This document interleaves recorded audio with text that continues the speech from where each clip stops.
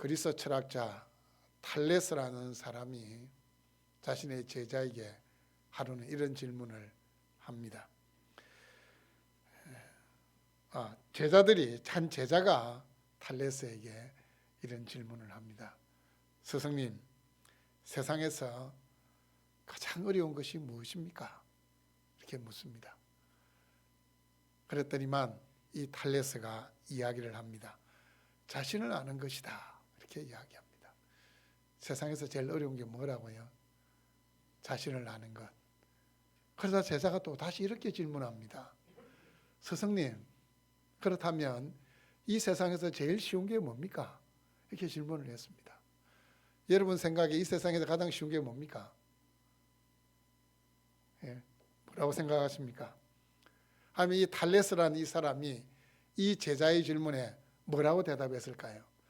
스승님, 세상에서 제일 쉬운 게 뭡니까? 그러자 이 탈레스가 이야기합니다. 그것은 남에 대해서 이야기하는 것이다. 제일 어려운 게 뭐라고요? 자신을 아는 거고, 제일 쉬운 거는요, 남에 대해서 이야기하는 것. 여러분 어떻습니까?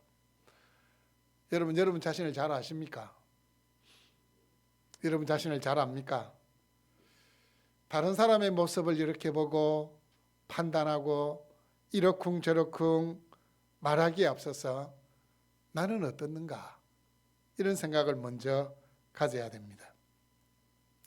아니면 질문을 좀 바꾸어서 여러분의 영적인 상태에 대해서 잘 알고 있다고 생각하십니까? 남들에 대해서도 잘 알고 세상에 대해서도 잘 아는데 정작 자신의 영적인 상태에서 잘 모른다. 참으로 불행한 일입니다. 이 고린도후서는 한 주후 56년경에 기록이 되었다고 봅니다. 그럼 계산해 보면 이 사도 바울이 이 이방인을 위한 선교사로 부름받고도 한 20년이 넘게 지난 시점입니다. 그럼에도 불구하고 이 사도 바울의 사도됨을 의심하는 자들이 여전히 있었습니다. 때로는 사도 바울의 이 생긴 거 가지고 외모 가지고 시비를 거는 사람도 있었고, 때로는 사도 바울의 설교를 들어보고는 아이고 언변이 시원치 않더라, 사도가 돼가지고 이 말을 그렇게 못해가 되겠냐, 이것 가지고 또 시비를 걸었습니다. 바울은 한마디로 호감이 가는 외모를 가진 자가 아니었습니다. 우리는 사람이기 때문에 눈에 보이는 것 가지고 제일 먼저 판단을 합니다. 여러분 그렇지 않습니까? 얼굴이 참 선하게 생긴 사람 뭐라고 생각합니까? 저 사람 참 인상이 좋으니까 사람이 참 좋을 것 같다, 그렇게 생각을 합니다. 뭔가 좀 이렇게 인상이 좀 험악하면 저 사람 인생 자체도 뭔가 좀 안 좋을 것 같다, 뭐 이런 생각을 하게 됩니다. 외모가 잘생기고 좋으면 일단 호감을 가지고 바라보기 때문에 좋은 인상을 가지게 됩니다. 하지만 성경은 뭐라고 말씀하고 있습니까? 사람을 뭐로 평가하지 마라고요? 외모로 평가하지 마라. 진짜 정확합니다.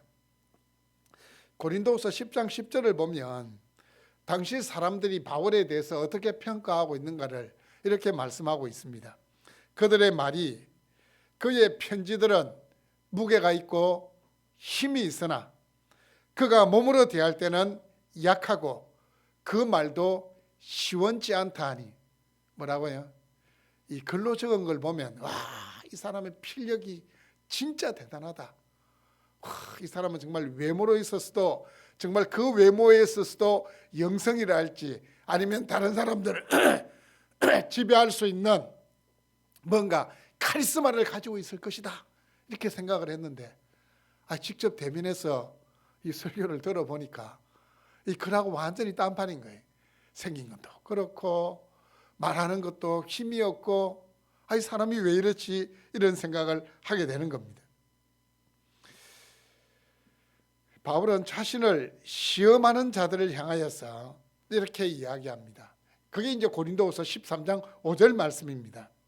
자신의 외적인 권위에 불만을 품고 또 자신의 언변에 대해서도 의문을 제기하는 그 사람들에 대해서 바울이 던진 말이 바로 이 말씀입니다. 너희는 믿음 안에 있는가? 너희 자신을 시험하고 너희 자신을 확정하라. 바울은 고린도 교회를 향하여 말합니다. 너희들은 의심하고 시험해야 될 대상을 잘못 선택했다. 너희들이 의심하고 시험해야 될 대상이 나 바울이 아니고 누구라고요? 너희 자신이라고. 너희 자신이라고. 5절에서 너희라는 표현이 무려 6번 반복이 되고 있습니다. 오늘 읽었던 말씀이 너희, 너희들이라는 말이 6번이나 반복이 되고 있습니다. 다른 사람의 믿음의 상태를 판단하고 말하기 전에 너 자신의 신앙 상태를 판단해보고 시험하라고 이야기합니다.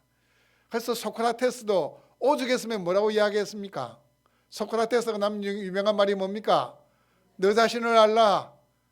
사람들이 남들에 대해서 너무 잘 아는데 자기 자신 너무 모르니까 너 자신을 알라.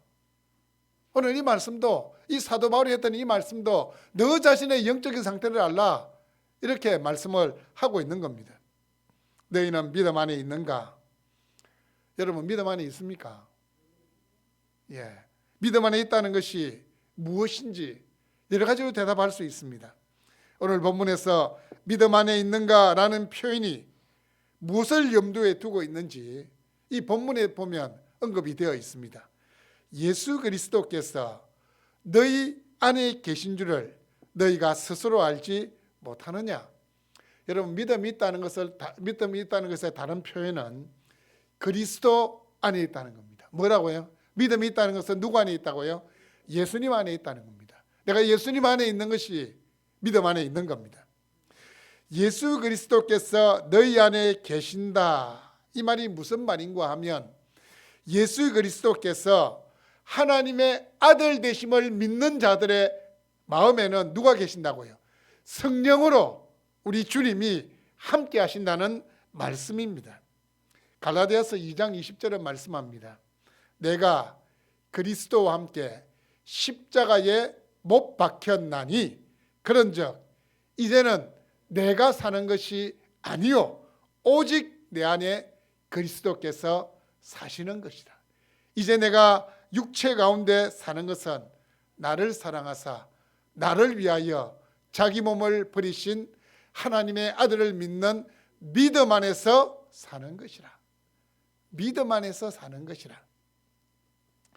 예수 그리스도와 함께 하는 것은 곧 믿음을 가리킵니다. 믿음 안에 있다는 것은 삶에 있어서 예수님이 최우선에 있는 것이고 예수님이 삶의 중심이라는 말씀입니다. 다시 말씀드리면 내 인생의 주인이 내가 아니라 누구라는 겁니까? 주님이라는 겁니다. 주님이라는 겁니다. 여러분, 우리가 죄의 유혹에 쉽게 빠지는 이유는 단 한 가지입니다. 우리가 죄를 짓는 이유는 단 한 가지입니다. 내 인생의 주인이 주님이라는 사실이 옅어지거나 망각하게 되면 죄를 짓게 되는 겁니다. 예수님이 내 안에 계시는데 내 안에 계신다는 이 사실을 어떻게 해요? 예? 잠시 잠깐 잊어버리거나 아니면은 내 안에 계시는 주님에 대한 그 생각이 세상보다 더 작아지게 될 때 죄의 유혹에 빠지게 되는 겁니다.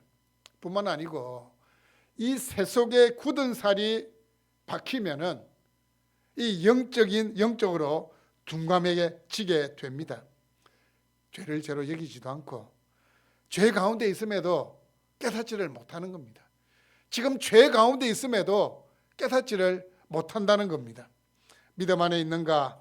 너희 자신을 시험하고 너희 자신을 확정하라 라는 이 말씀은 예수님 안에 있는가? 너희 자신을 시험하고 너희 자신을 확정하라는 말씀입니다. 여러분, 오늘 말씀을 이해하기 위해서는 시험하라, 확정하라 이 두 단어가 무엇을 의미하는지를 알아야 됩니다.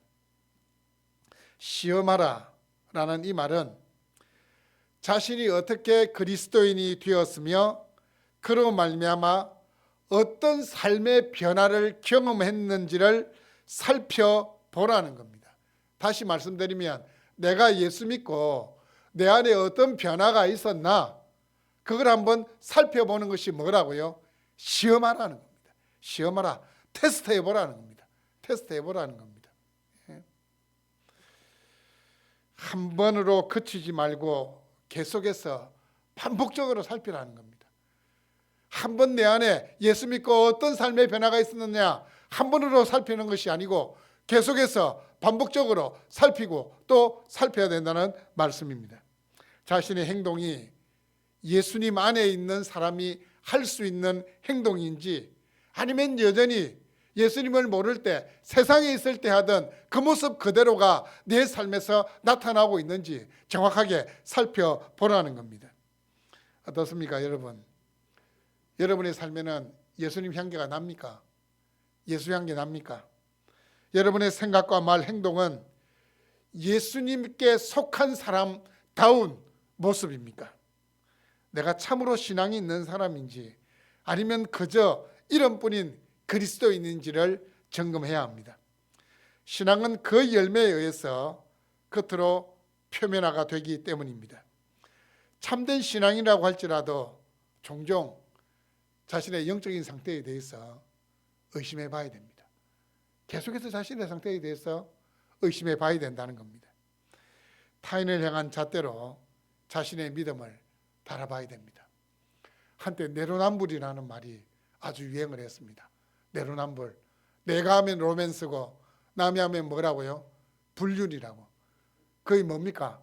자신에 대해서는 잣대가 요만하게 눈에 보이지도 않는 잣대. 자신의 모든 행동은 다 되는 겁니다. 남에 대해서는요, 이만큼 큰 걸로 작은 것도 이만큼 내려가지고 보는 겁니다. 그게 반대가 돼야 돼요. 예.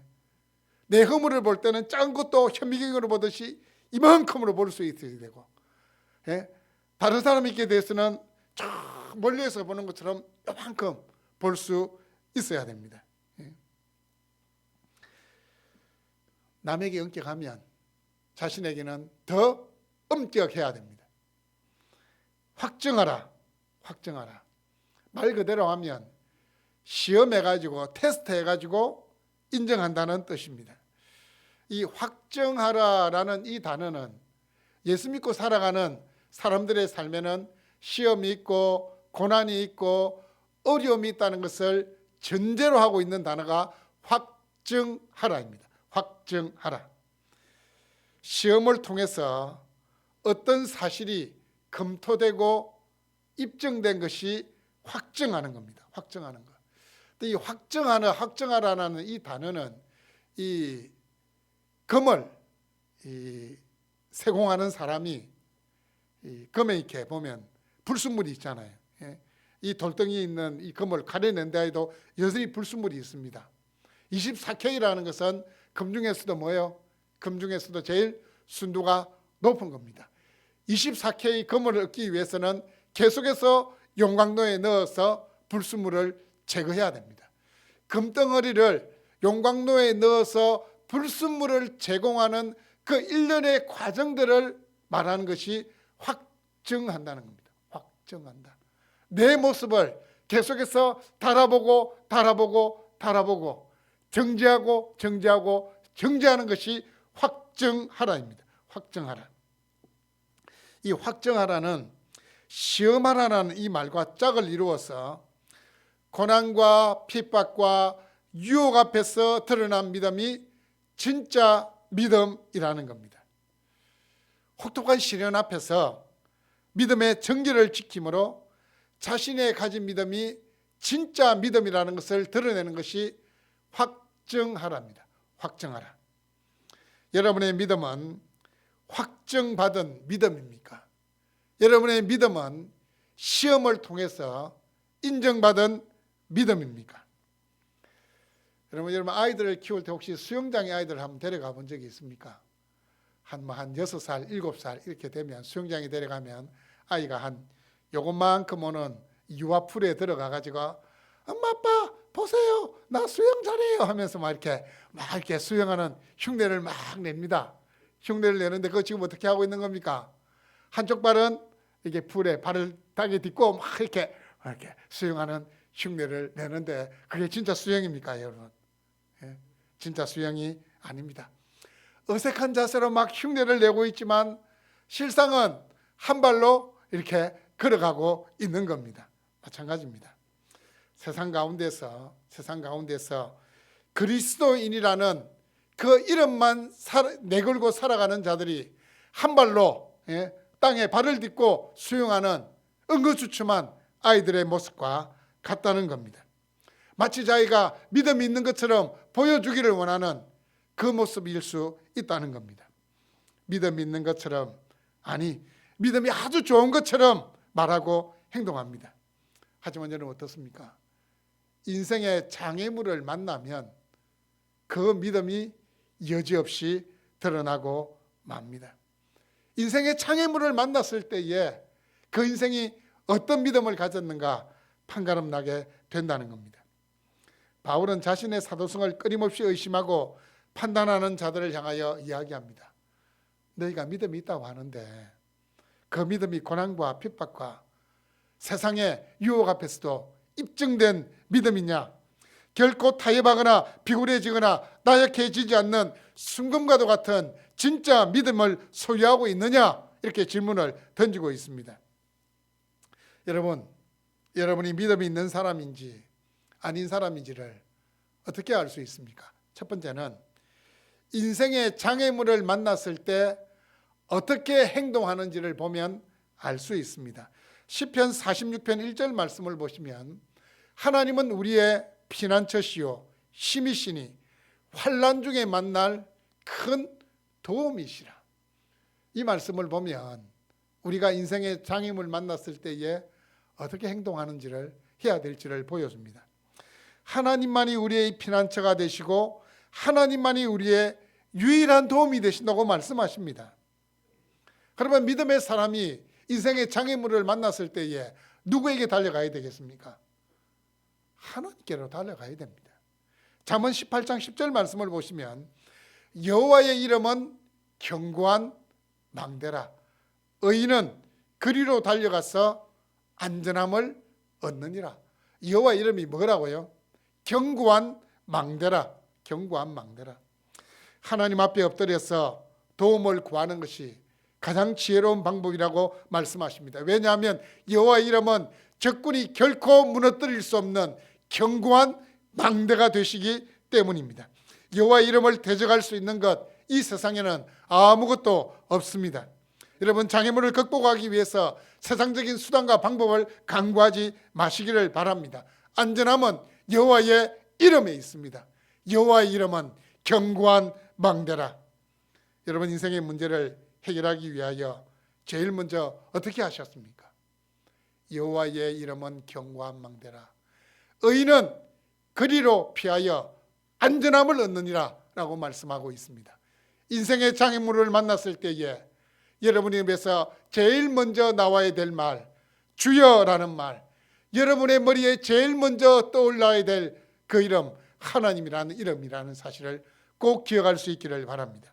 두 번째로 여러분의 시선이 어디를 향하고 있는지를 보면 알 수 있습니다.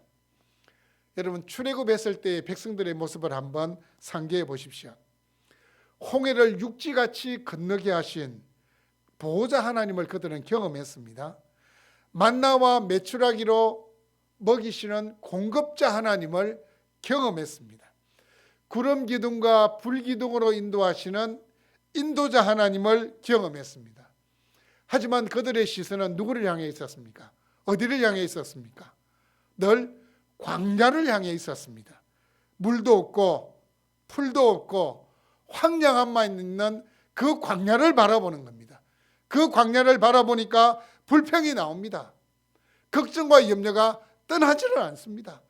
공급하시는 하나님, 보호하시는 하나님, 인도하시는 하나님을 경험했음에도 불구하고 그들의 시선은 눈에 보이는 광야인 겁니다. 그 황량한 광야를 바라보니까 불평, 불만, 가시지를 않는 겁니다.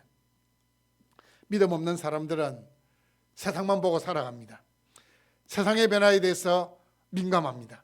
새로운 정보를 얻기 위해서 뉴스를 시청하고 인터넷의 바다를 헤엄쳐 다닙니다.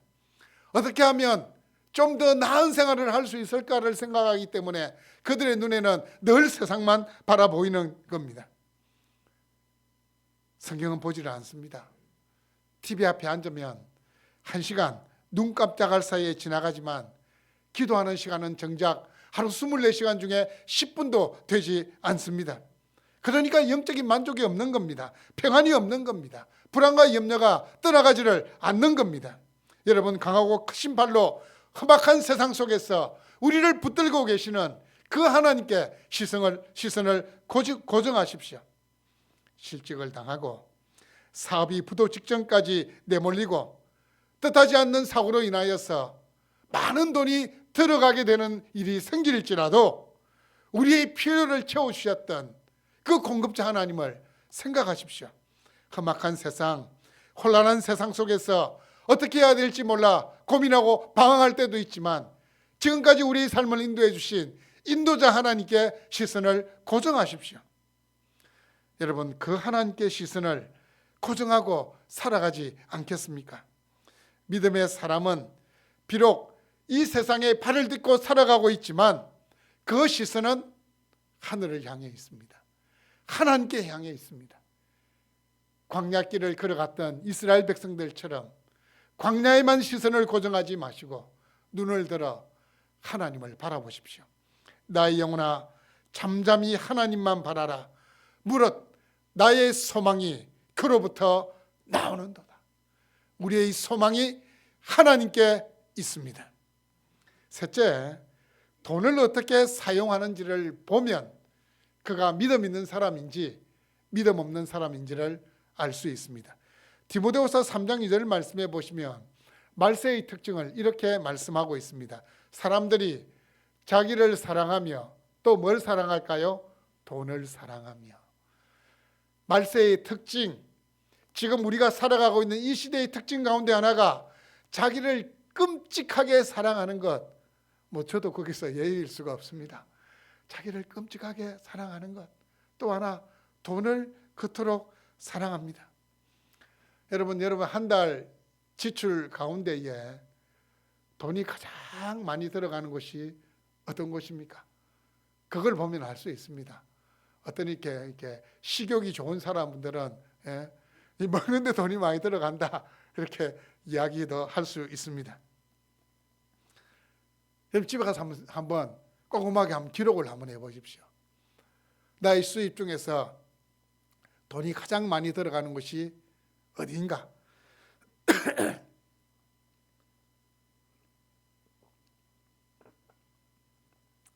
요즘 경기가 좋지 않다. 경기가 좋지 않다. 이렇게 이야기를 합니다. 사람들은 IMF보다도 더 어려운 것 같다. 이렇게 말을 합니다. 하지만 고급 음식점은 여전히 손님들로 넘쳐납니다. 매년 설날이나 추석이 되면 뉴스에 꼭 1번으로 나오는 것이 올해 이 명절을 맞이하여 외국으로 나간 사람이 또 기록을 깼다 이런 말이 나옵니다. 작년 설날보다 더 많은 사람이 외국 여행을 떠났다 그런 뉴스가 나오고 있습니다. 여러분 요즘 젊은 세대들을 자신을 위해서 돈을 사용하는 것 전혀 아깝지 않게 생각합니다. 여러분 적어도 저 세대만 하더라도 솔직히 1,000원, 2,000원도 좀 아깝다고 생각하잖아요.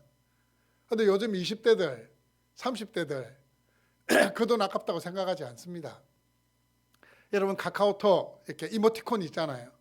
여러분 이모티콘 돈 주고 잘 구입합니까? 그거 고작 한 2,000원, 3,000원인데 저도 잘 구입하지 않아요. 10년 전에 누구로부터 선물 받은 거 그대로 사용하고 있고 공짜로 받은 거 사용하는데 요즘 젊은 아이들은 새로운 신상이 출시되면 앞을 다투어서 그걸 이렇게 사용을 합니다.